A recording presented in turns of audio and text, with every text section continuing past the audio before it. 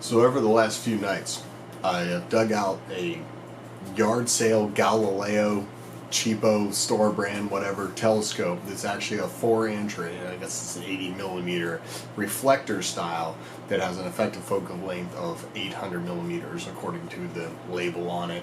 And my Lumix G7 that I'm filming this on right now, which has a 14 to 42 kit lens on it, that's just the base one that comes with the camera. Picked this thing up on Craigslist, so if I've had a good experience with it, and I recommend the Lumix series to anybody who's getting into doing video in particular, but it takes fantastic photos too. But I've always been interested in natural photography and taking pictures of the moon and that sort of thing. And when I was a kid, my cousin Josh took this out to a astronomy club that he belonged to at one point. They had a couple 9-inches and a couple other telescopes that I vaguely remember because it was a decade ago. But one that really struck me was a homebrew one that somebody built out of like a Vietnam era or Korea era torpedo from a submarine.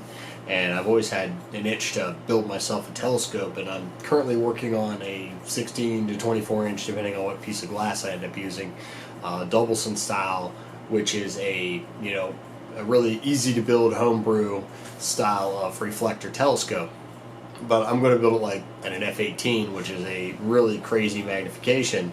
So the thing's going to be like 20 feet long, and it's just one of those, can I do it? Let's try it. And I'm going to be taking a sheet of annealed glass and polishing it into a mirror and then getting it silvered and all that. But over the past couple nights, just using the Galileo, I've gotten some pretty interesting shots. But there's a lot of effort involved in getting a good shot out of it. And the point of this video was to kind of show a couple friends, what I'm doing to get these shots that I'm sending them. And, with the equipment as it is, literally just taking this camera on this tripod with this lens and aiming it in the eyepiece of a, piece of junk cheapo telescope. I'm pretty impressed with the results I'm getting. I did order a proper T-flange T-mount adapter so I can adapt this camera to that telescope. I'm either going to add weights to the telescope to help stabilize it, or I'm going to have to lock the stand down more, or I'm just going to have to replace the stand entirely to try and resolve the vibration and bounciness issues I'm dealing with. I also need to just take the thing apart, make sure everything's tight. I might have a reflector issue or something, like the lens is literally loose or the mirror is literally loose.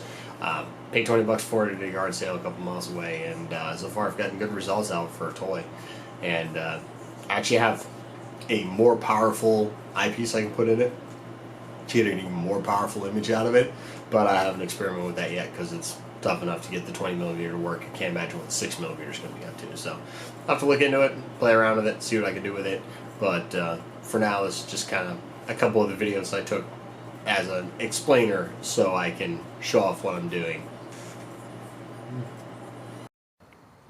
So here's just an example of what it takes to line up a photography shot with this particular telescope. As you can see, it is springy and bouncy, and then I have to manually rack focus on the telescope, and luckily with this lens I have it manually racked all the way into macro. It's actually a good shot. You can see the craters up to the top right, and then you can see like the corona on the leaning edge on the left. And everything in the telescope's reversed, so I'm actually aiming right to move it, the field of view to the left, move the moon to the right. You can really see the corona at the bottom there. But the camera is not attached,